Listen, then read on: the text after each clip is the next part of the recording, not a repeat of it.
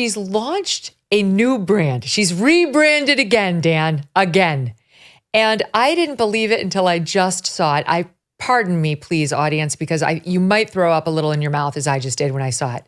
Okay, I'm going to describe it for the listening audience. But she's promoting her new, I guess, Instagram and her new website.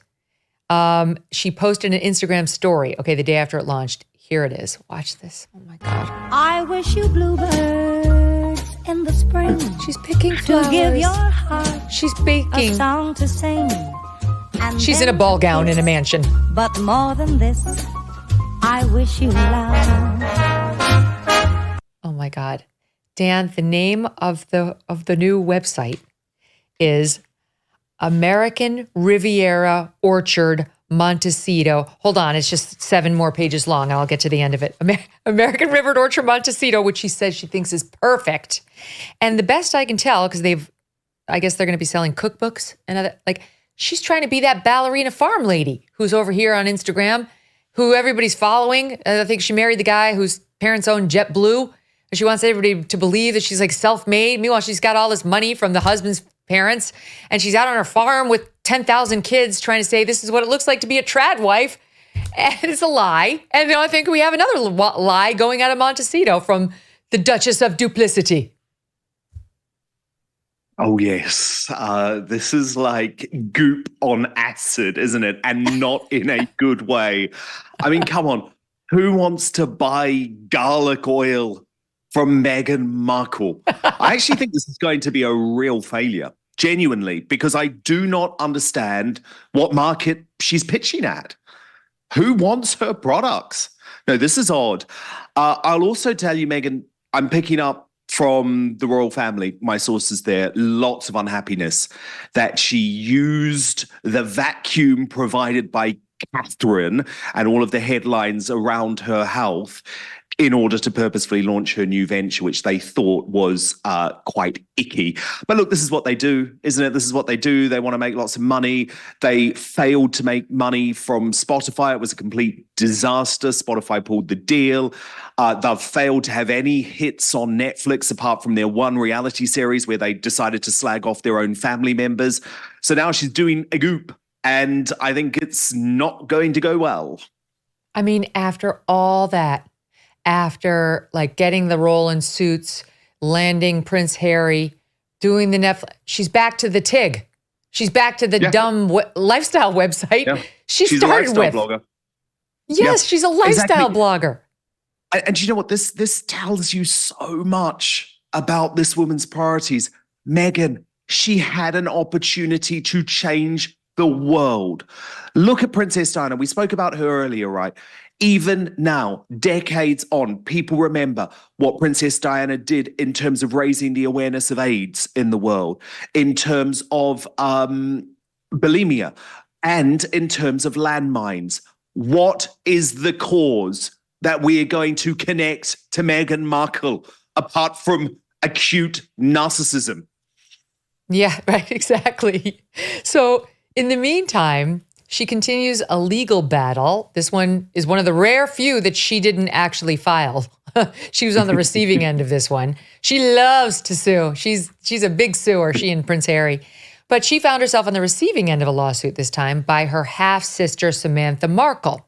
And Samantha Markle's case has officially been thrown out with prejudice, meaning she cannot refile it. She was claiming that she had been defamed in Meghan Markle's media tour, including with Oprah Winfrey, in these comments that Meghan made about how she barely knew her family or this sister, and she considers herself an only child, and there were other comments too. The court ruled that stuff is basically opinion, and it's not actionable. Opinions are not actionable as a matter of law here in the United States. So you talked to Samantha Markle in an exclusive, which is awesome. I love that you're already getting exclusives. This is huge. And what did she tell you? We have at least one soundbite, but set it up for us. What did you learn? Well, she says that this is absolutely not over and they're going to be appealing. Now, you know, Megyn, as America's #1 legal brain, what this means. But her lawyer, her attorney, Peter Tickton, who's a Florida lawyer who's very close with Donald Trump, grew up with Donald Trump, previously represented Donald Trump. He really believes in Samantha's case. And he says it's going to the 11th Circuit Court of Appeals and that he believes that once they are in front of a judge who is not an Obama appointee, which is what Judge Honeywell was, and isn't someone who is motivated by the race factor in the Samantha versus Megyn battle, he thinks she's got a really good chance. I have a soundbite here that is her talking about being called part of a hate group. It's a reference, as I understand it, Dan, to the Netflix documentary. Before I play it, yes, what set it up? How did Meghan Markle refer to Samantha, or how did her Netflix documentary suggest Samantha Markle was part of a hate group? Yeah, so she's tried to link Samantha. I mean, you'll remember the documentary was all about saying that their trolls were all people who were effectively racist and on the far right. Now, Samantha, who's a very good woman, who I've got to know very well, sure, she's a Donald Trump supporter. She's a supporter of the American Constitution. She loves her guns. She loves her free speech. But to link her to a hate group, which is what she feels the documentary did, is completely outrageous. And that's one of the reasons she's so angry, as well as the fact that Megyn lied about not knowing her. I mean, Megyn was at her university graduation. There's pictures of it. Like, this woman just lies about everything, even about her sister. Yes, they've fallen out, but they share the same father and they were like a family. But she abandoned the father too, and she wanted nothing to do with the more working class half sister Once she was with Harry. Yeah, she's embarrassed. She's like, she's embarrassed. Yeah, I don't want anything to do with her. She doesn't like the fact that Sam is on the right and that Sam is a Donald Trump supporter. Megyn hates that. She's a big-time Democrat. We've seen loads of families in America torn apart by this, haven't we? But to claim that Sam has any hate in her, which is what Boozy and this documentary and all of those people have done, I think it's personally outrageous. And Sam obviously feels like her reputation has been trashed on an international level because, yeah, she can talk to me, but she doesn't have the power of an Oprah Winfrey interview because Megyn also trashed her in that interview with Oprah, or a Netflix documentary where she's been trashed as well. And it's sort of tried to erase the part that Sam played in her life. Remember, there were years and years and years when Doria, the mum who Megyn now loves, wasn't in the picture at all. It was Thomas Markle who was raising Megyn almost as a solo father. And at that point, Samantha was around. Now, sure, she's in a wheelchair. She's got serious illnesses, which is one of the reasons why physically she wasn't always in the same house. But as I say, Megyn attended Samantha's university graduation. Would you go to a graduation of a half-sister who you claim you literally didn't know?